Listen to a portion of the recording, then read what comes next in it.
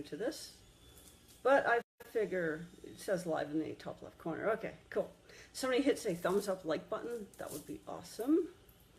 Yes, yes, I know. Those of you who are watching it later, you're wondering, oh, what's all this like about? Well, what I do is I just sort of test them out first with a couple people I know really, really well. Well, a couple I don't. To see if it works and how it goes. And then if I don't like it, I just scrap it. And the rest of you never see that one. So, you know, I just do the test video, and if it's not too terrible, I just leave it. Anyway, enough of this just chattering. So this video is going to be about what on earth is Enochian magic? And what is this working, this 36-week working we're doing? What is it? What does it involve? What on earth is it? Okay, so what is Enochian magic? Well, usually when I speak or type about any particular topic, any particular magic, spiritual system, anything like that, I call it what is, but really I talk about what it is not. Because, you know, all the misconceptions. The internet's a wonderful thing in some ways, but in other ways it's the misinformation mecca of the world. So, what is Enochian magic?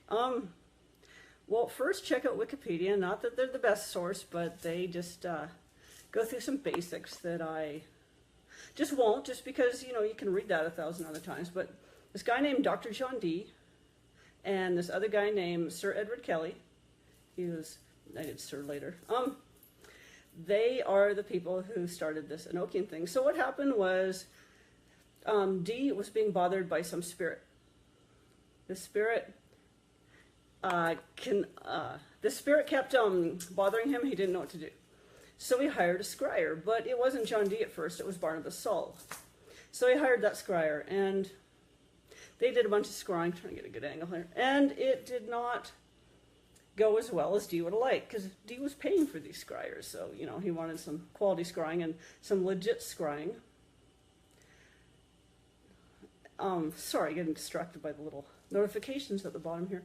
So, Barnabas Saul was just not doing a good job and not accurate enough, but he did get a little bit of information. It's where the Enochian system started originally, and started from spirits bothering Dee.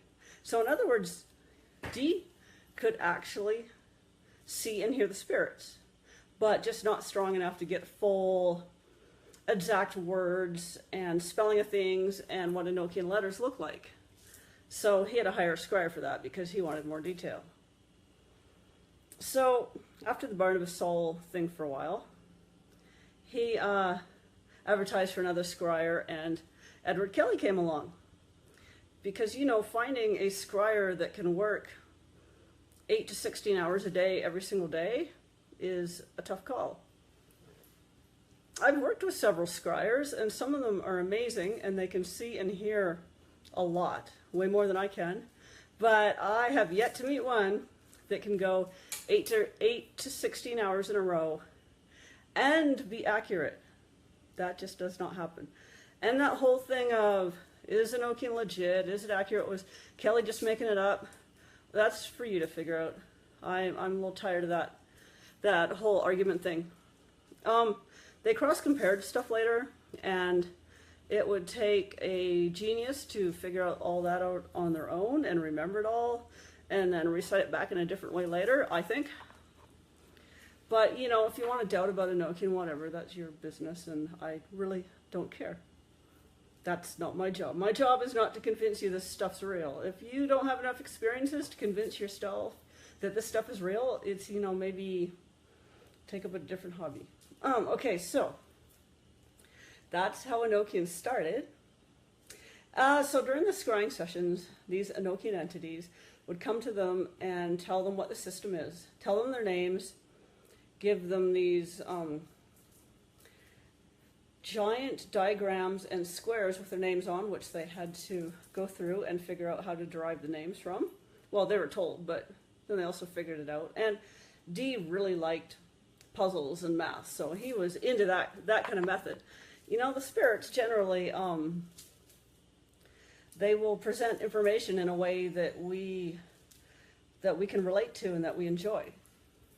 So I believe that's what they were doing with him. I believe if it was somebody completely different, they would have presented it in a different manner. But I also feel that the Great Table and the myriad of other squares that they gave Dee and Kelly are also useful for many other things. So it's not just because Dee liked them and it's a good way to present the information, but also you can work with them. You can travel into them, you can work with them, you can do many, many things which are not covered in this particular course. There will be more courses, don't worry. And definitely not in this particular What is Enochian. But just to, you know, open up some possibilities for you, play with those tables, play with those squares. Not too much, a little bit, but play with them. Now, speaking of playing with them, I have to give the main warning about Enochian magic. Is the Enochian entities are less, what should I say, are less close to this earth plane and human existence and the comprehending of it than many other spirits that we are used to working with. A lot of spirits understand some concepts. You know, they don't have money and they think we're a little obsessed with it. We are. But they at least understand, you know, paying mortgage, paying rent. It's all good. Food, you know. But the Enochian entities don't always keep track of that. And that's sort of on us to worry about. They just communicate with us and we can get distracted into that far too much and far too often. And that's not their concern nor worry. They're not babysitters. But working with them quite often does bring people into the other planes, into other states and realms of existence quite often. So it's really easy to get a little disconnected from the spiritual and the physical. So be very careful of that. Sort of watch yourself. Make sure you're still doing well on the physical and spiritual. I've had many people tell me that the fact that I enjoy hiking so much and did so much hiking and bike riding and so forth, and weightlifting's fun too. But the fact that I did all that and then just went hiking without thinking about it, you know, before everybody is out hiking, all the time I was out in the woods hiking. So people figure that even though I was doing some crazy Enochian stuff, that the hiking was keeping me grounded. So I recommend physical jobs, physical work, you know, construction, warehouse, whatever, heavy lifting, that helps. People in those jobs, I've noticed, are a lot more grounded and stay a lot more grounded and have a lot less to worry about than, you know, office job on a computer all day. Too easy to get stuck in your head.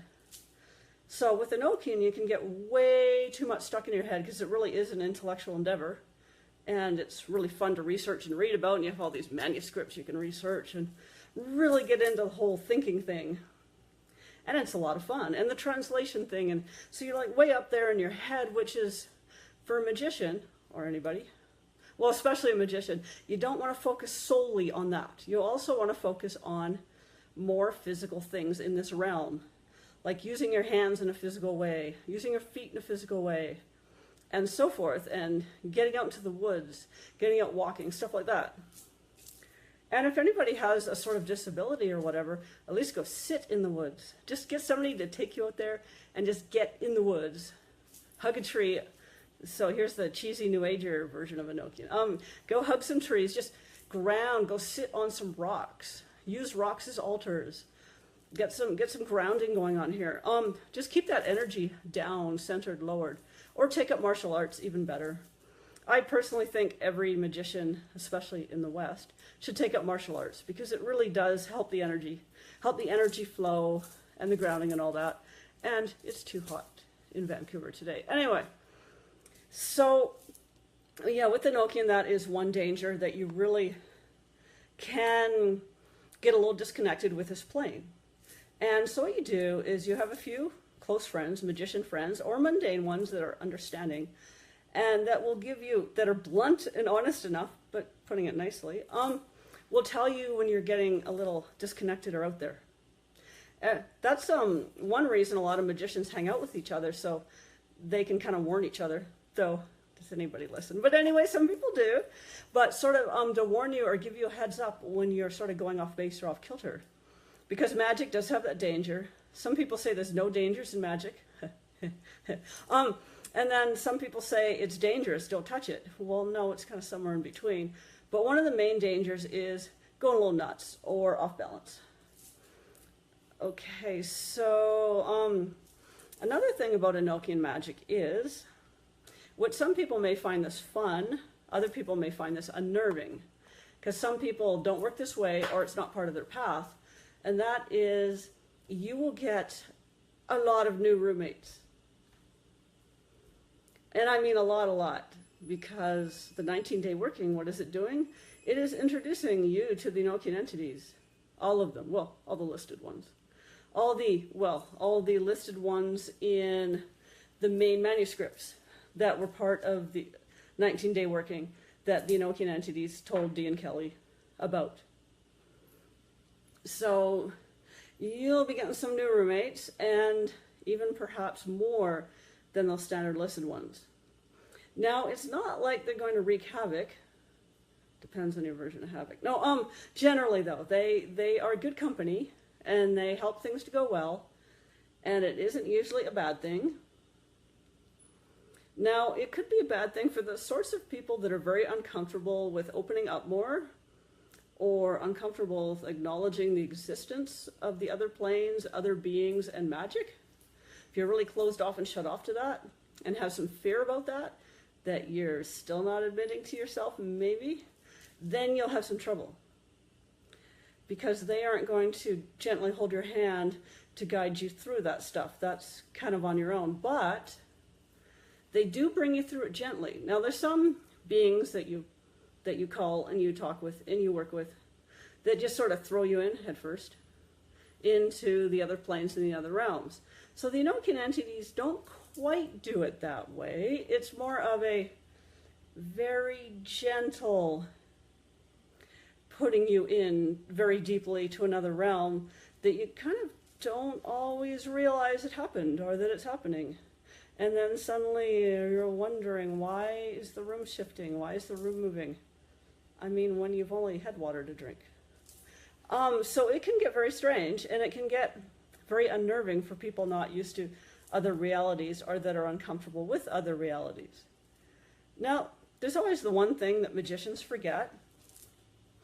When spirits are getting a little too harsh or strong, or the energies are a little too much for somebody, to ask the entities to tone it down a little. You know, a simple request, politely, to tone it down. Instead of, must banish this, must get rid of this, and it's, oh my God, it's so terrible. Yeah, never mind all that. Just, you know, nicely and politely ask, can you tone it down a little? This is getting to be a bit much. Could you make it a bit less intense, please? And that does actually tend to work. We, as magicians, forget. It's just as simple as a polite, nice request half the time. With Enochian, most of the time. Okay, let's see. What else is Enochian magic? Okay, I'm going to start part 2 in a second. I'm going to end part 1 right now while I quickly think about which points I want to bring up, and then I'll be right back.